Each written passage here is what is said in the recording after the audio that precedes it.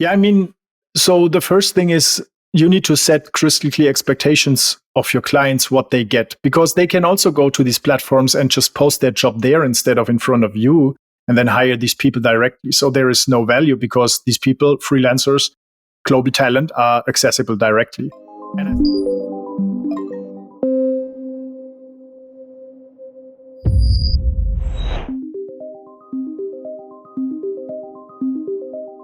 Hello out there and welcome to our weekly Ask the CEO Q&A session here at the Virtual Frontier. This week we are going to discover what is behind the drop servicing business model and how you can use it the best way. Questions that might arise around these topics and that we are going to talk about are: why should you consider the drop servicing business model in the first place? How quality is assured in this process? What are the differences between the drop servicing business model and outsourcing? And of course, also let's get to the possible benefits. See you in just a flash on the other side.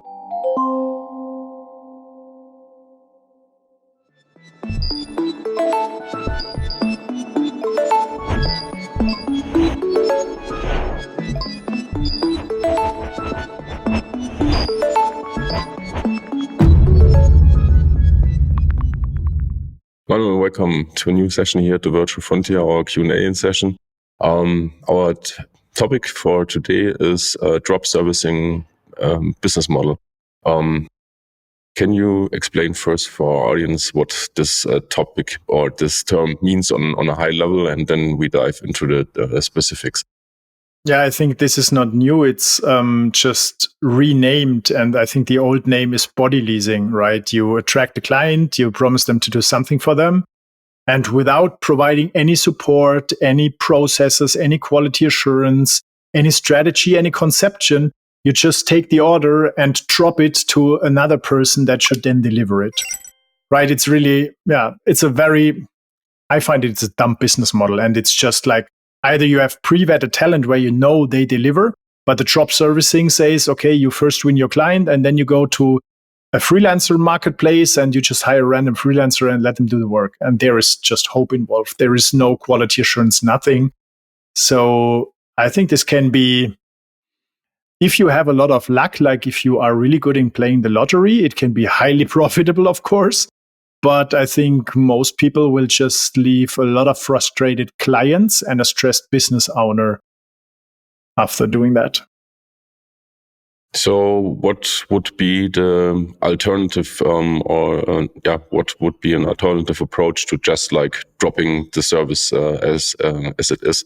Or what would be a drop servicing 2.0? Yeah, I mean, so the first thing is you need to set crystal clear expectations of your clients, what they get, because they can also go to these platforms and just post their job there instead of in front of you and then hire these people directly. So there is no value because these people, freelancers, global talent, are accessible directly. And I think if you just if you create one job post and the job post just says it's an easy task, it's build a website on WordPress. If you hire 100 web developers, you get 100 different websites, right? But the question is, which one is really the one you want? And if you just hire one freelancer, then the result is pure coincidence because you don't have any quality assurance, no well set expectations, nothing. So a better way to do this is to really exactly clearly define the outcome you want. And just having a website, I mean, there are millions of websites. Which one do you want? And you can either say, okay, I want a website that is optimized for conversions. Okay, that's even better. Or you want a website optimized for conversions using WordPress. Even better, right? And then you can specify that a little bit more. And then when you know what your client ordered, because you defined it well, then you build a step-by-step process to get there. And I don't mean that you need to say, okay, please now click here and install WordPress and do this and that. I don't mean that. I mean, basically the bigger milestones, the deliverables. So the first thing typically is a concept, right? You write the content and then you set up the website in WordPress and then you move the content to the WordPress website and then you install tracking and then what else you need. You integrate it with your CRM system, whatever you need, right? If this is defined, it's a much better thing than just hiring a person and then praying to God that this person will deliver and the client will like it. you implement a so-called digital leadership system that walks them through the steps they need to process in order to deliver the services your client wants. That's it. Basically, it's a productized offer. And that sets the expectations well for your clients and also for the person that needs to deliver it. If I engage in this kind of business model, how I can make really sure, and you just mentioned about the requirements, that the deliverables and the service that is delivered are really high, and I'm not losing my client or customer because of lack of quality or things that are missing. I mean, how do you ensure quality? By installing a quality assurance system, right? And how you do that is we have an episode on that. Yes, we have an episode on that. So first thing is you need to know the outcome. What should be the thing that you create for your client? Okay, we say it's a website in WordPress or it's a Google ad campaign or it's a Facebook campaign or whatever it is. You need to know the output. What is the result, the direct result of you doing the work or the hired person doing the work? And then you build a quality standard, right? And the quality standard says, okay, which deliverables do we create? And maybe you have examples how to do it well and how to not do it, right? This already sets the expectation for the person doing it, how you want it and how you don't want it. And then you should have different review checkpoints, like every week or every day, even if it's a complex thing. There are processes like Kanban or Scrum that help you track deliverables, that help you track the work, not control the person, but track the results of the work. And also review the work based on what they submitted, not just what they tell you. You look at the board, you look at the work progress, you look at the deliverables. They present the deliverables to you. If you work like this in a result-focused culture or leadership system, I think you set the odds high that the results you get are good. And now the question is, will the client be happy with that? And typically that's controlled by you offering your service. So you set the expectation at your client, and this is done if you are very specific about what they get and how they get it. So what they get, the result, and how they get it, the process and their involvement. And when you have all that, I think you have a high quality service with a high chance for success. Yeah. And you can delegate it. That's the most important thing, right? If you have nothing, you cannot delegate it. I think that dips already a little bit into my next question. What is probably the difference between like drop servicing, working with freelancers, and just outsourcing stuff and work? So outsourcing stuff, I think, is, you have different levels of outsourcing. You can just take a bunch of work and throw it at another vendor and hope they get the work done. You can see how that ends if you Google my name and search for my TEDx talk, because then you see how that crashed my business. Mm-hmm. This won't work. But if you have a proper delegation system, a proper leadership system, you have like your process well defined, you have a proper onboarding for people, you have the roles clearly defined, so what you expect from them. And you have basically, you have more than just work, and you need people that somehow do the work, right? You have a system, a leadership system. Then you can delegate either specific deliverables or the ownership of an entire role in a team to literally anyone in the world, right? And if you have a systemized onboarding that sets clear expectations for the person working in this role, and also what they should do and how they should do it, which tools they should use in your business, then you have a system that is made to delegate and will get you reliable results even from strangers, even from people you never worked with before. Another really important point is, I guess, the expertise and knowledge, let's say at your fingertip, where you don't have to look for talent months or even years to get them onboarded. Can you tell a little bit about that opportunity cost that you get back? Yeah, I mean, typically in businesses that are growing and that are service businesses, they have more work, more projects than they have talent available. And what happens then is that the team gets stressed out because they have to do more work in a shorter period of time. And then also work gets more complex, and they don't just need to do the work. They also need to learn new skills. And that stretches them big time. And the opportunity cost is that these people will leave. And then you need to hire additional people, new people, which takes you, like, if you have a good HR team, 2 months. If you don't have that, 6 to 9 months. And your client is waiting until they get a result. Or you hire a junior person because you just need someone doing the work. And then the result is of low quality, which makes your client get the result, but of low quality. So they are disappointed again. And I think this is the opportunity cost of not having the right skills at the right time when you need them. And most businesses are not able to have the right skills at the right time when they need them because they don't have an onboarding system. They don't even know the exact roles and the skills that people need when they should work in the role. They don't have a leadership system. They just have a bunch of people. They throw them, like before Corona, they have thrown them in one room, which is called their office.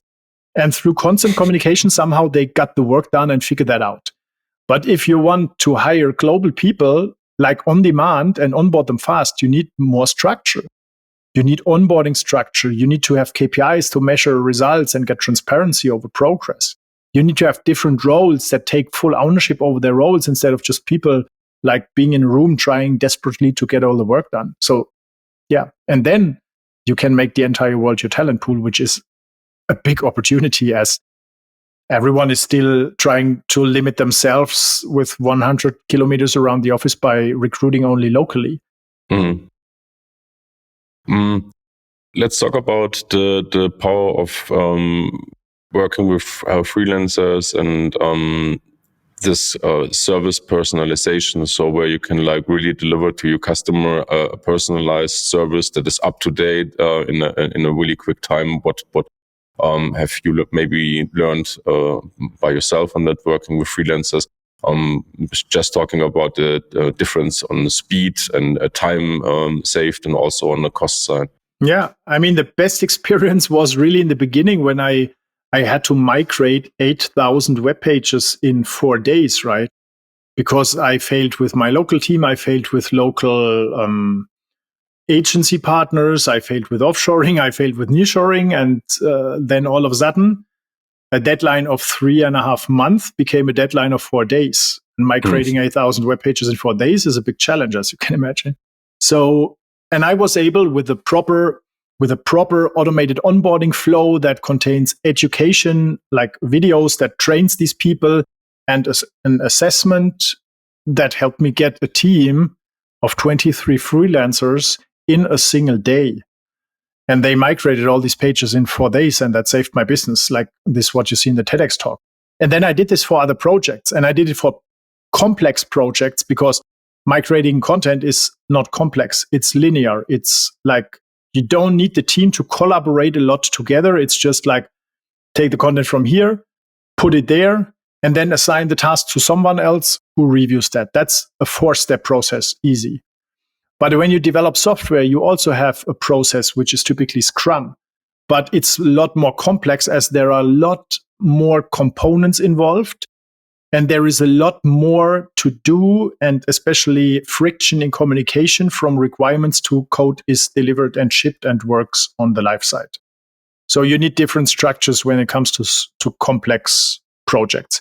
And that requires like systems and automation and structure that helps people reduce this complexity so they can stay focused on their work. Things they really can do instead of messing around and struggling with all the organizational stuff and communication everywhere. And yeah, the typical meeting marathon because there is no clarity. Yeah, that's a mess. So I think there's a lot of opportunity to speed things up if you have the structure. Talking about reducing complexity, why is it also like really helpful if you have like large projects with a lot of unrelated tasks or maybe different expertise are in need? So how can working with freelancers help you there to really get this things all together and deliver a final product or service to your client? I mean, if you have a project or a service, doesn't matter what it is, but that is complex where different tools and technologies are involved. For example, if you want to build a funnel, or if you want to start developing a software, there are so many components you cannot learn that all at once. It either takes a lot of time, how to set up your tracking, how to even set up your Facebook account, how to write proper ad copy, how to set up your ads, how to structure your campaigns, and it's really a lot. And either you learn that all yourself by trying and error, or you just you see a problem. Okay, the problem is I don't know how to set up tracking in Google Analytics or Tag Manager. Okay, so once you know the problem, the solution is easy. You just find a person that has this experience and did it, and you hire this person to set up your tracking. It's a gig. It's just a job. And you can get that fast, like in 3 days. I had a good experience yesterday because I want to build like a full structured, systemized system to build funnels with freelancers. And I'm currently building the leadership system that helps experts write funnel content, funnel copy in a way that it converts and it's completely aligned with the entire system, even if they don't know the entire system. So I've put a job on our HR team to find me 3 copywriters, and I gave them a very clearly defined task to write copy based on the framework I created. And I never even talked to them, but I hired them like after, I don't know, 4 or 5 hours. And I got a result today. But this only worked because I had the structure I described with videos and templates, how I want them to work. And they knew exactly what they should do. They asked me some questions back, which is typically a good sign. And then we just give it a try. And the results are really awesome. Awesome. When we have like this big projects and there are a lot of unknowns during the course, how can working with freelancers in this case help you to solve bottlenecks without like overspending, and maybe why there's so much overspending in many projects when those bottlenecks appear? Yeah, because people try to figure it out themselves. And that takes days, while a freelancer with a specific skill set that you can hire tomorrow can solve it the day after tomorrow. So you get it faster. You don't have to freak out and learn everything yourself, which takes a lot of time and costs a lot of money, but you can get the solution faster and cheaper. And maybe my last question for this conversation is like how working in this manner can really unleash your ability to scale your business or your services in a broader aspect. I think that talent is the biggest success factor for a growing business, and the staff shortages and the war of talent, where like organizations compete globally for the best talent, especially when it comes to technical skills, is a big limitation for growing further. And having the right skills at the right time, per definition, it solves the problem of staff shortages. So when you solve that, you have a huge competitive advantage, because your competitors, they still like complain all day that they can't find the right talent, while you have access to the skills and you get your work done, right? And you can iterate faster and you can test faster because you have people that have the skills to help you test faster, even if you don't have them in-house in your own team. So that's a huge advantage. Yeah. Anything you would like to add, what I might missed? Yeah, then I think the next step is when you really defined your roles clearly and you have a really structured delivery process. Then you can plug in experts from everywhere in the world so they can apply their skills and get the work done. And in the next step, which will be there, I think it's even there today, but it will be more common in the next years, you can even plug in AI tools that then do the work. It's already there if you have like copywriting tools such as Jarvis, Conversion AI, etc. And you feed them with structured data and what you want, so which type of copy you want, they create you copy, and this copy is an awesome draft. So people just need to refine it instead of writing it from scratch. So you have a skill that is provided by a tool, not by a human being. And this will help you scale like to the moon, because you have skills on demand at a low price. But either this technology eats up your business if you are not able to work with this technology and use it correctly, or you use it and benefit from it if you have the structures and you can take advantage of this technology. I think that's a big, big opportunity in the future, or even now. Definitely. Manu, thank you very much for your time and your insights. As always, see you next week on our next session. Yeah, see you next week. It was great to talk to you. Bye-bye. Bye-bye. We hope you found this session helpful. Head back to our in-depth blog article on why drop servicing business model is exactly what you're looking for. Did we miss something in this conversation? How can we do better so you'll get more value out of our content? Let us know in the comments and reviews below how you get the balance right between delivering projects and work on time with quality but without overspending. We love to read and respond to your comments. And if you haven't already, hit the subscribe button, give it a thumb up, and share the session around with your friends and colleagues so they can take advantage of this content too. Sign up for the free Business Builder training on flashup.io and learn more about how to scale with your business at any time, work with global top talents, and make work better. On behalf of the team here at The Virtual Frontier, I want to thank you for listening. And as always, remember, keep exploring new frontiers.